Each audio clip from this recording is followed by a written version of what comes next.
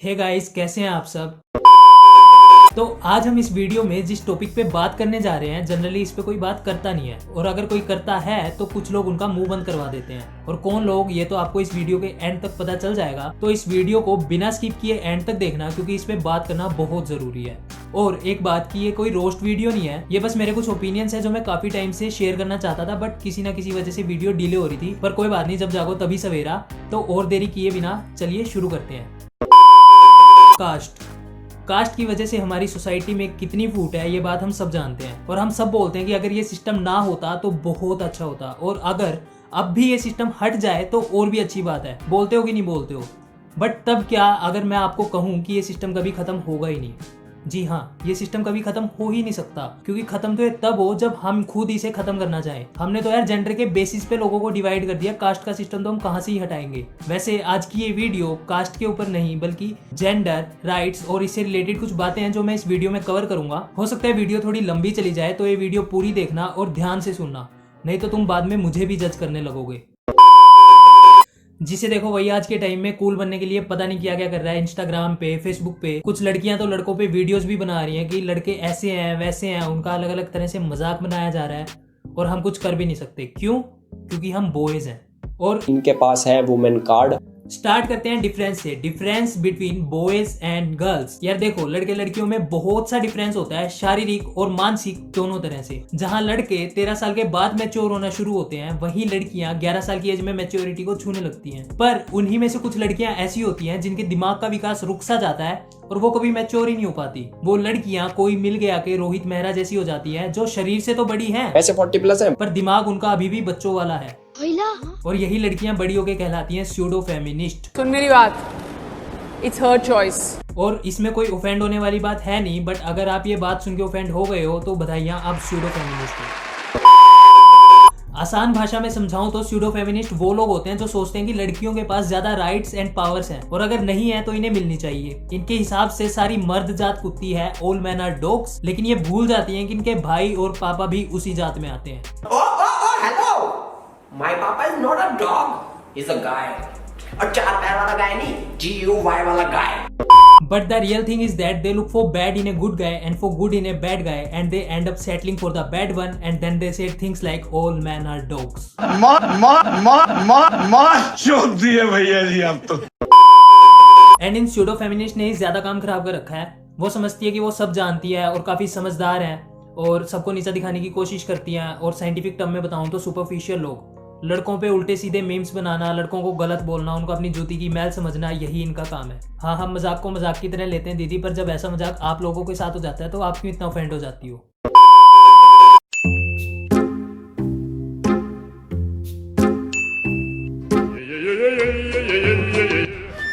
यहाँ से नहीं जाना यार। क्यों? सामने कुत्ते खड़े हैं, काट लिया तो? कहाँ हैं कुत्ते? अरे आदमी खड़े हैं, कुत्ते ही तो हैं। ऑल मैन आर डॉग्स पता नहीं क्या तेरे को? बेटी बचाओ बेटी पढ़ाओ अच्छा है और सही भी है, और मैं इसके सपोर्ट में भी हूँ। बट ये किसने चलाया? सिर्फ बेटी बचाओ, सिर्फ बेटी ही पढ़ाओ। आई नो ऐसा किसी ने बोला नहीं है, बट ऐसा हो गया है। Free education to girls, not to boys. जो कुछ भी मैं आपको इस वीडियो में बता रहा हूँ, आप सब उसे गूगल कर सकते हैं, गूगल पे आपको सब मिलेगा। अब मुझे एक बात बताओ, मान लेते हैं एक घर में एक पुअर फैमिली रहती है, और उस पुअर फैमिली में उनके 2 बच्चे हैं, एक लड़का और एक लड़की, and their parents can not afford their children to go to school, but girl can be educated freely by schools but not boy. That's how he will remain poor and uneducated in his whole life. उसको काम करना शुरू करना पड़ेगा, no matter वो adult है या 7-8 साल का कोई बच्चा। उसको अपना और अपनी फैमिली का पेट भरने के लिए कहीं ना कहीं नौकरी करनी पड़ेगी, और वो भी तब जब कोई उसे नौकरी देगा। कोई भी बात होती है तो कुछ लड़कियां सीधा बोलती हैं कि सेक्स रेशो में कौन ज्यादा है। सिर्फ सेक्स रेशो में ज्यादा होने की वजह से लड़कों को दबाना, ये तो सही नहीं है यार। अभी कुछ दिनों पहले मैं एक इंस्टा मीम पेज की पोस्ट देख रहा था, और देखता देखता काफी डीप में चला गया, और मुझे ये मिला। इक्वालिटी किधर है कहीं इक्वालिटी? चलो हम दोबारा से फ्री एजुकेशन की बात करते हैं। फ्री एजुकेशन 2 लड़कियों को, ये तो बहुत अच्छी बात है, पर उन लड़कियों को फ्री एजुकेशन मिलना जिनके पेरेंट्स उन्हें पढ़ाना अफोर्ड कर सकते हैं, क्या ये सही है? पहले ही जनरल कैटेगरी के लोग रिजर्वेशन की वजह से परेशान है, और अब ये हो। पर इसको हम रिजर्वेशन नहीं बोलेंगे, इसको हम बोलेंगे अमीरों का रिजर्वेशन। चोट दिए भैया जी आप।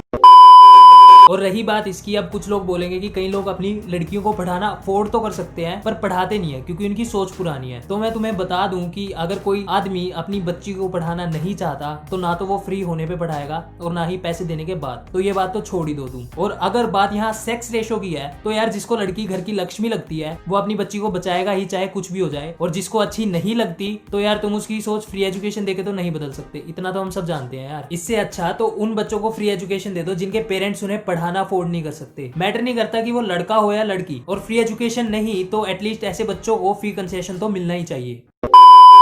Want educated bridegroom but it's okay if the bride is uneducated। लड़की भले ही पढ़ी लिखी ना हो, उसको बस घर का काम खाना बनाना आता हो, बट लड़का पढ़ा लिखा होना चाहिए, उसकी बहुत अच्छी सैलरी होनी चाहिए, उसके पास एक BMW कार होनी चाहिए, मारुति 800 से तो काम चलेगा नहीं। और इन सब के बावजूद अगर वो अपनी माँ की बातें सुनता है तो he is a mama's boy. यार इतनी डिमांड तो कोई मंदिर में भगवान से नहीं करता जितनी तुमने एक लड़के से कर ली। आखिर यार लड़का ही है, भगवान थोड़ी है जो सब कर लेगा। हाँ कुछ लड़कियां होती है जिनकी रिक्वायरमेंट्स थोड़ी कम होती है, बट यार अनएजुकेटेड तो उन्हें भी नहीं चाहिए। और अब कुछ लोग बोलेंगे कि लड़के वाले भी तो दहेज की डिमांड करते हैं शादी के वक्त। तो मैं आप सबसे पूछना चाहता हूँ, अगर शादी के वक्त लड़के वालों का दहेज लेना गलत है तो तलाक के वक्त लड़की वालों का प्रॉपर्टी में हिस्सा मांगना सही क्यों? और ऐसा नहीं है कि मैं दहेज लेने के पक्ष में हूँ, बट बात यह है कि हम हर बार लड़कों को ही क्यों गलत ठहराते हैं।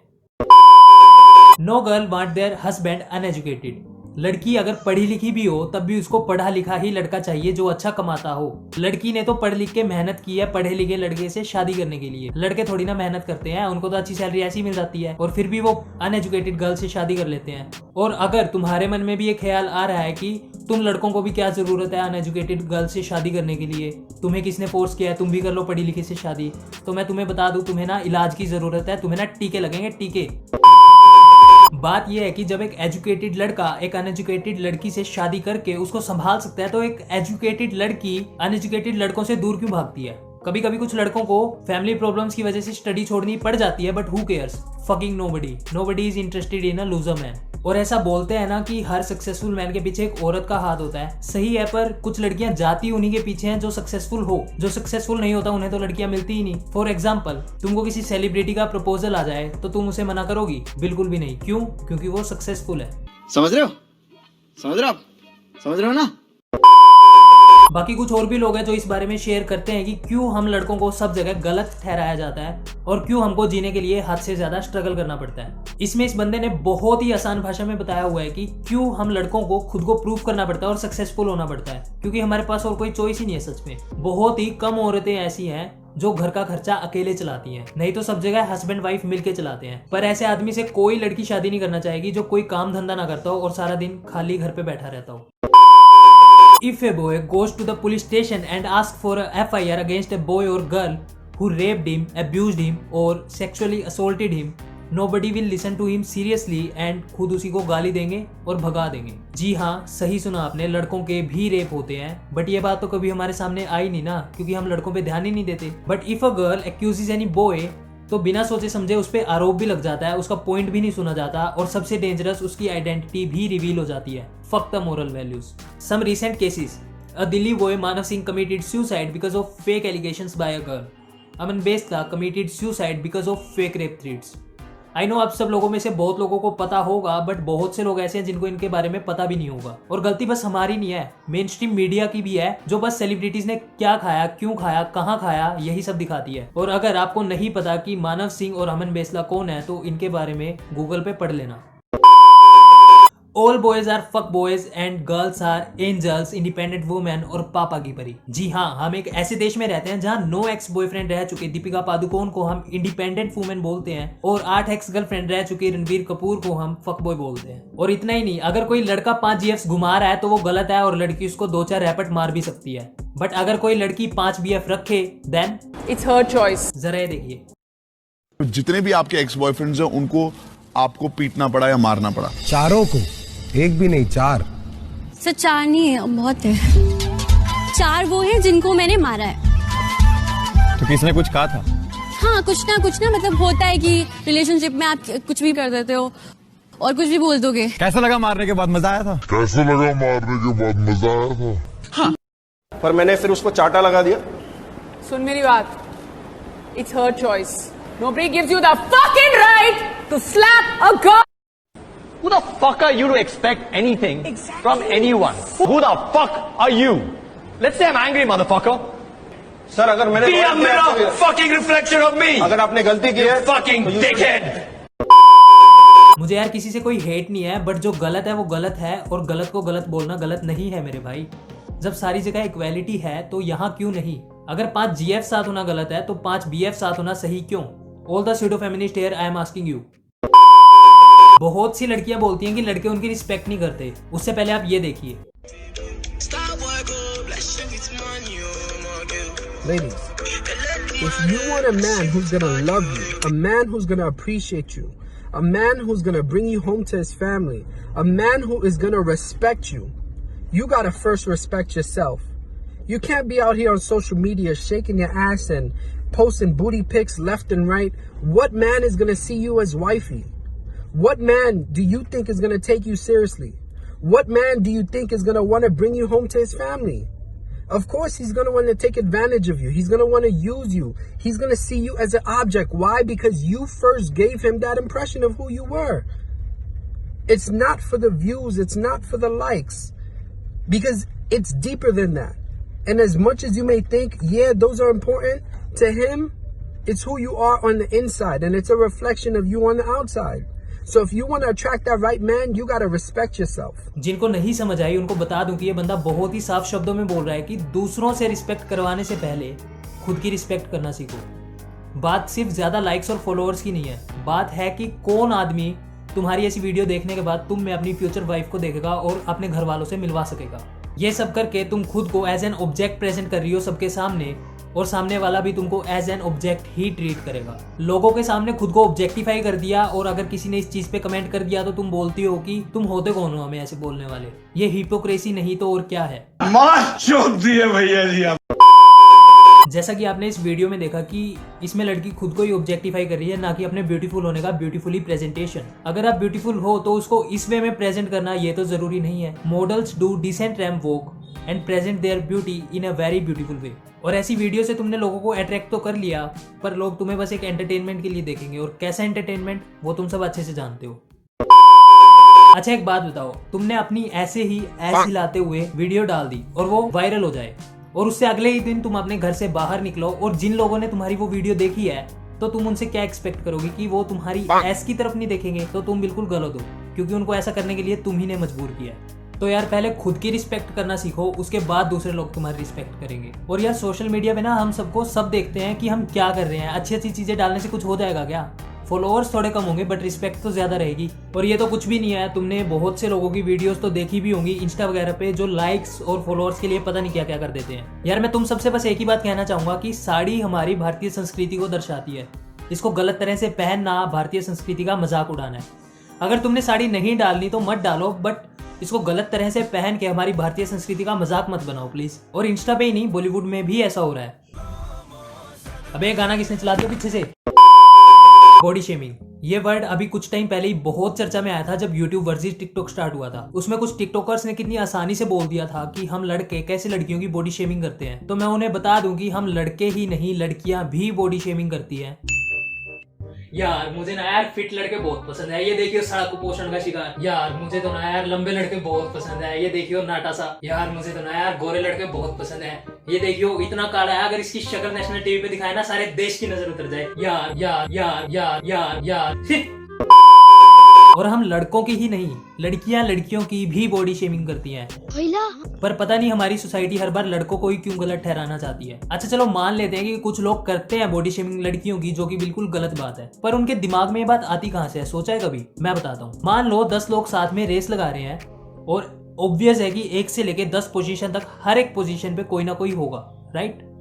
और कौन फर्स्ट आया, कौन सेकंड आया, और कौन है जो लास्ट आया, ये हम सब नोट करते हैं। और आजकल यही सीन सोशल मीडिया पे हो गया है कि कौन ज्यादा कूल है, किसके फॉलोअर सबसे ज्यादा है, किसकी बॉडी सबसे अच्छी है। और इसी चक्कर में लोग कुछ भी वीडियोस बना के सोशल मीडिया पे डाल रहे हैं। और एक बात याद रखना, जब जब तुम किसी रेस का हिस्सा बनोगे तब तक लोग तुम्हें जज करेंगे ही करेंगे, और जो लास्ट आएगा उसको बेइज्जती भी उठानी पड़ेगी। तो बेहतर यह है कि क्रिंज कंटेंट ना बना के एक यूनिक कंटेंट बनाओ, कोई अच्छा कंटेंट बनाओ, ताकि ये किसी रेस की तरह ना लगे, और ना तो कोई लास्ट आए और ना किसी को बेइज्जती उठानी पड़े। और बहुत सी लड़कियां बोलती है कि हम सब लड़के लुक्स के पीछे भागते हैं। देखो यार, लड़का हो या लड़की, हम सबके लिए कहीं ना कहीं लुक्स मैटर करते हैं। हाँ, सबके लिए करते हैं, शायद ठीक नहीं रहेगा कहना, बट मोस्टली लोगों के लिए करते हैं। तुम भले ये बात ना मानो, पर मैं अभी 2 मिनट में तुम्हें साबित कर दूंगा कि कैसे तुम्हारे लिए भी लुक्स मैटर करते हैं। तुमने अपनी लाइफ में कभी ना कभी प्रपोजल रिजेक्ट किया होगा, है ना? जरा याद करना क्यों किया? क्योंकि वो लुक्स में अच्छा नहीं था, राइट? हो सकता है बात करने में स्वीट हो, बट लुक्स की वजह से वो रह गया। और जिन लोगों को प्रपोजल्स नहीं आए और जिनके रिजेक्ट हुए हैं, उनको तो पता ही होगा कि उनको ये सब क्यों फेस करना पड़ता है। और बात यहाँ सिर्फ प्रपोजल्स की नहीं है, बात ये है कि जो लोग लुक्स में अच्छे नहीं होते, उनको सब जगह से रिजेक्शन ही मिलती है। और अगर इससे भी सिंपल एग्जांपल दूं तो तुम सब अपना कोई फेवरेट एक्टर या एक्ट्रेस सोच लो। सोच लिया? अब मुझे ये बताओ कि वो तुम्हें पसंद क्यों है। ऐसा तो है नहीं कि तुम्हारी उनसे बात होती है और बात करने से तुम्हें पता लगा कि हाँ वो बंदा अच्छा है। ऑब्वियसली वो तुम्हें लुक की वजह से पसंद है। और रही बात एक्टिंग की, तो नवाजुद्दीन सिद्दीकी, पंकज त्रिपाठी, राजकुमार राव, इनकी एक्टिंग तो बहुत अच्छी है। लेकिन हम सब जानते हैं कि किसके फॉलोअर्स ज्यादा हैं और किसके बहुत ज्यादा हैं। समझ रहे हो? समझ रहे हो ना? डोमेस्टिक वायलेंस, ये वर्ड सुनते ही तुम्हारे दिमाग में भी यही आया ना? लड़कियों को घर पे मारना दहेज के लिए या किसी भी चीज के लिए। पर क्या तुम्हें पता है लड़के भी डोमेस्टिक वायलेंस का शिकार होते हैं? पर ये बात तो कभी आई नहीं ना हमारे सामने। हम लड़कों पे तो ध्यान ही नहीं देते, लड़कों का तो मजाक बनाया जाता है ना सब जगह। अगर तुम किसी लड़के को मार खाते देख लो किसी लड़की से, तो तुम उस पे हंसोगे कि कैसा नाजुक लड़का है, लड़की से मार खा ली। और अगर किसी लड़की को मार खाते देख लो किसी लड़के से, तो तुम हंसोगे नहीं, उल्टा एक्शन लोगे। पर ये चीज पिछले केस में क्यों नहीं? और इतना ही नहीं, लड़की चाहे मार ले लड़के को, बट अगर किसी लड़के ने टच भी कर दिया तो उसकी लेनी देनी हो जाती है। Nobody gives you the fucking right to slap a girl. मान लो तुम किसी भीड़ भाड़ वाली जगह पे हो, कोई मॉल या किसी पार्क में, और तुम वहां किसी लड़की को किसी लड़के पे हाथ उठाते देख लो और चिल्लाते हुए देख लो, तो तुम्हारा और तुम्हारे आसपास वालों का क्या रिएक्शन होगा? तुम सभी उस लड़के को वहीं धर लोगे और लेनी देनी कर दोगे उसकी। बट एक लड़का अगर एक लड़की को थप्पड़ मार दे तब भी लड़का ही पिटता है, और पता नहीं कौन कौन सी धाराएं लगा के उस पर कानूनी कार्रवाई भी की जाती है। गलत बोल रहा हूँ तो बता दो। सबसे पहले तो वायलेंस ही गलत है, पर अगर आगे से तुम तुम्हारे आसपास ऐसा कुछ होते देखो तो लड़के को मारने से पहले सही गलत पता कर लेना। यार, हर बात के ना 2 पहलू होते हैं, और अगर हम कोई भी एक पहलू देख के कुछ एक्शन लेंगे तो गलत होगा ही होगा। आवाज उठाना जरूरी है, वायलेंस रोको पर शुरू ना करो। पहले सही गलत पता करो और कानून के ठेकेदार ना बनो। और यार, मैं ये नहीं बोल रहा कि गलती यहाँ सिर्फ लड़कियों की है, बिल्कुल भी नहीं। गलती हम सबकी है। मैं बस बोल रहा हूँ कि जब लड़का लड़की इक्वल है तो बॉयज को और बॉयज की प्रॉब्लम्स को क्यों अटेंशन नहीं मिल रही? क्यों इग्नोर हो रही है बात? क्यों उनका मजाक उड़ाया जाता है? जस्ट बिकॉज की बॉयज सेक्स रेशो में ज्यादा है इसलिए सब लड़कियों की बात करेंगे, लड़कियों के लिए स्टैंड देंगे, बट बॉयज के साथ गलत होने पे कोई उनके लिए स्टैंड नहीं लेता। आफ्टर ऑल हम भी इसी सोसाइटी का एक हिस्सा है, और मोस्ट इंपोर्टेंटली हम भी ह्यूमंस हैं, हम में भी फीलिंग्स हैं और हमको भी हर्ट होता है। लड़के रोते नहीं है, बचपन से यही तो सीखते आए हैं। अगर हम नहीं रोते तो मतलब हमको फील नहीं हो सकता। फील सबको होता है और हर लड़का रोता है, सबके सामने नहीं, बस अकेले में। अरे कोई हम लड़कों को भी तो बोले, मैं हूं ना, मैं तेरे लिए चांद तारे तोड़ लाऊंगी। जरूरी थोड़ी ना रॉकेट हमारे पास है तो बस हम ही चांद तारे तोड़ सकते हैं। बस यार, जब लड़का लड़की इक्वल है तो उन्हें इक्वली ट्रीट भी करो, हर जगह हर एक केस में। और अगर आपको लगे कि हाँ इस बात को अटेंशन मिलनी जरूरी है, तो इस वीडियो को ज्यादा से ज्यादा शेयर करो ताकि ये बात सभी तक पहुंचे। और अगर सब तक ना पहुंची तो फिर से सोच लेंगे कि लड़के की प्रॉब्लम्स थी इसलिए जाने दिया। प्रॉब्लम्स अगर लड़की की होती तो कैंडल मार्च कर देते।